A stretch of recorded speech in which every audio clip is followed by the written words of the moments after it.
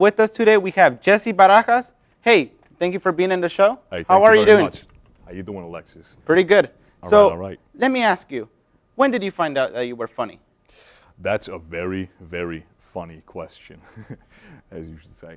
I think it all started back when I was in elementary school. I was kind of a very awkward child. I got beat up a lot, but I always had a knack for doing very comedic things, either, telling jokes or like making clever, analyses or puns or observations or whatnot, or just straight up physical comedy. I tend to injure myself, accidentally of course, in the most creative and unorthodox ways. No, everyone just always told me I had like a knack for making people laugh. And I figured, it's like one of the few things I'm really good at. So, I just decided to stick with it. And so since you were in elementary, you weren't shy at all? Oh, no. I couldn't be shy in elementary school. I had no quarter to be shy in elementary school, because like I can't throw a punch, so I can't give anybody any reason to mess with me, So I got to up the ante by at least, making the aggressors laugh a little bit. And that's a great way, a great strategy. Yeah. So when did you like find out like, oh, this is what I want to do, and have a little bit of fun with it? I didn't really seriously get into comedy until very recently, actually, like within the last year. The last couple of years have been pretty tough, and I've just had to deal with, a lot of physical and financial issues and whatnot. And I was over at a local bar, just, kind of just tying one on with the guys and just trying to settle down and whatnot. And there was an open mic thing going on. And one of my buddies was just like, hey, egging me on, just like, come on, you gotta go up there, man, you gotta go up there. I'm just like, no, leave me alone. He's like, come on, you gotta go up there. And like a bunch of my friends started, getting together and just saying like, nah, you gotta go up there. And one of the bartenders, who I admit was kind of cute, said, you should go, it'd be funny. So I was like, you know what? Let's go.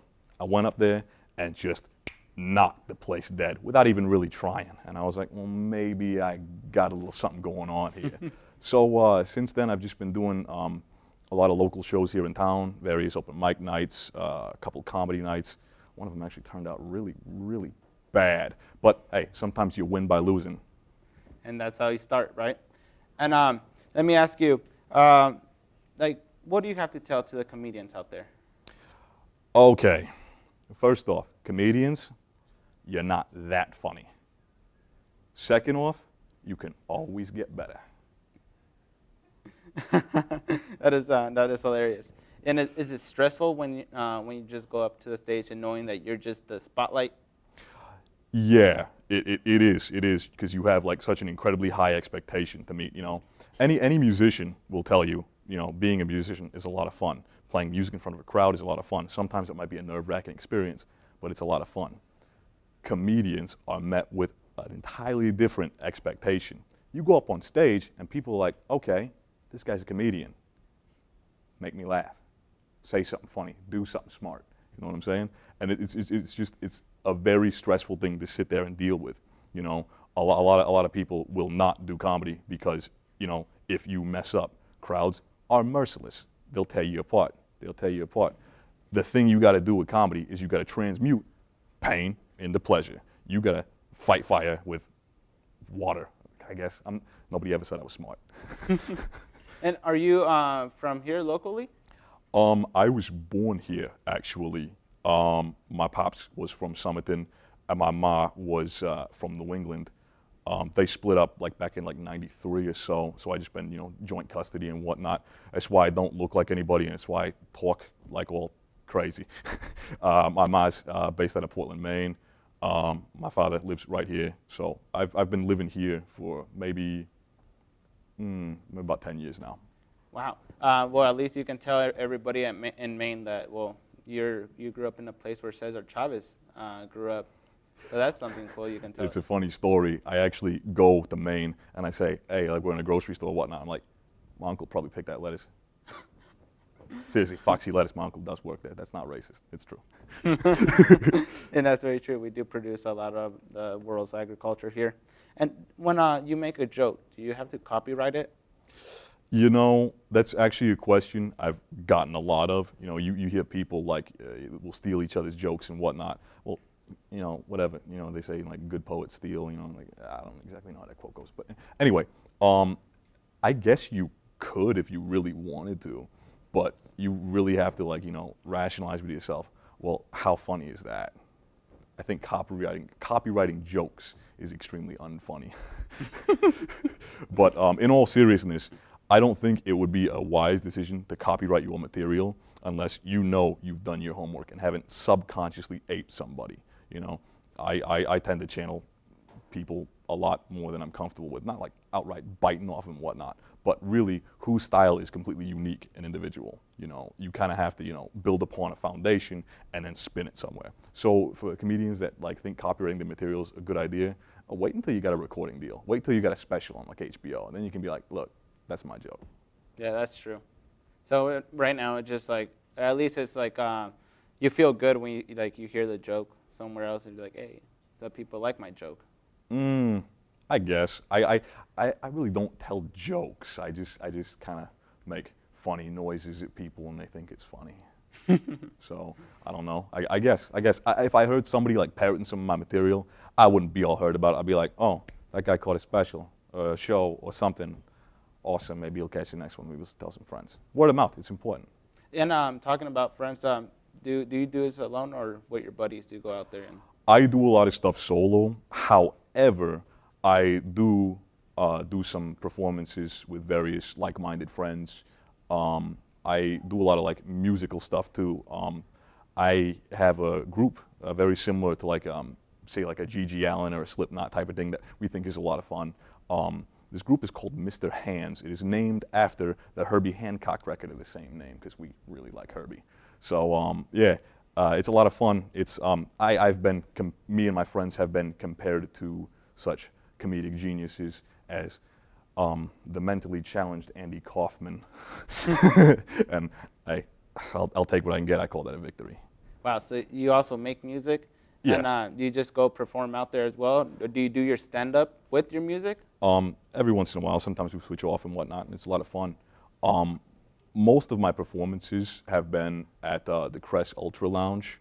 I've had a few over at Strummer's before it closed down due to unknown reasons. Every once in a while I'll perform at other venues here in town, or just like sometimes like during actual like music shows, say like, at the venue, downtown or whatnot. Do you plan to go into like any like to the film aspect of this, like maybe like Kevin Hart, where he did like his film debut and it just went great for him? A lot of people ask me if I've ever wanted to go into like, film or television or whatever, but really like I'm not terribly like gunning for it, you know what I'm saying? And truth be told, like I don't really consider myself a comedian. I'm just somebody that a lot of people think is really funny. This is a hobby for me. This is just something I do to amuse myself. But if it, somehow winds up being a career, I'm not going to say no. I'll just go with it and see what happens. So really, I'm not gunning for it, but I keep an open mind. And do you like when before a show, like is it every show just totally different jokes, or do you like hit on topics? Sometimes I get prepared material. Sometimes sometimes you got to play to your audience, regardless of what you're doing. You got to play to your audience. If you see like a bunch of like if you see like certain ethnic groups or whatnot, I'm not saying stay away from stuff. I'm saying if you base your material on that, you're kind of a shoddy comedian anyway. But like you do have to play your audience. You have to gauge what's gonna hit, what's gonna miss. But for the most part, no. I kind of have a few things in the back of my head, maybe some things written down. But for the most part, it's all improvised. I'm really good at thinking on my feet. And I personally feel that having a game plan out the get-go will just sabotage me. It's happened before. There's been a couple of sets I've done where I've just had just like a written agenda and I just choke. And it's just no fun to watch some guy stand there and just go, it's no fun. You don't pay money for that. You don't go to a bar to see somebody look like well, you do go to a bar to see somebody look like an idiot, don't you? But anyway, yeah. So when you're like just on just regular day and you like say something funny, you just go ahead and in your notepad write it down? Oh yeah, I'm always taking notes. I'm always learning from new experiences and whatnot. And like it's not so much even like thinking of funny things. in order to be a good comedian, you gotta live. You gotta do things. You gotta do things you normally wouldn't do. You gotta have like an existence outside of, comedy. You have to just, sit there, go to work, pay bills, deal with family, go to school, talk to just like random people and deal with things you don't want to deal with. That's funny. Life is funny. Life is funny. So you gotta live, otherwise you ain't gonna be funny. And what do you do? What do you do for a living? Right now I'm currently unemployed. I had a bad accident about a year ago, blew out this ACL and meniscus. So right now I'm currently, I dislike saying I'm disabled. I'm a little hung up right now. Hey, but at least you're working hard on your comedy. Oh yeah, it keeps me busy, and more importantly, it does keep me active. Like I'm very hyperkinetic during like music and comedy shows, so it keeps it strong. Like it's kind of like physical therapy that I don't gotta pay for, and sometimes get a bar tab out of. There you go, it works. Yeah. And when you go to these shows, do you see a lot of audience? Yeah, actually, the last few shows that I've done, both music and both comedy, well, I like to consider them the same thing really, but yeah, a lot of the shows I've done have had very good turnouts, and I do get a lot of positive response from people. I have made people walk out of venues, which I think is funny.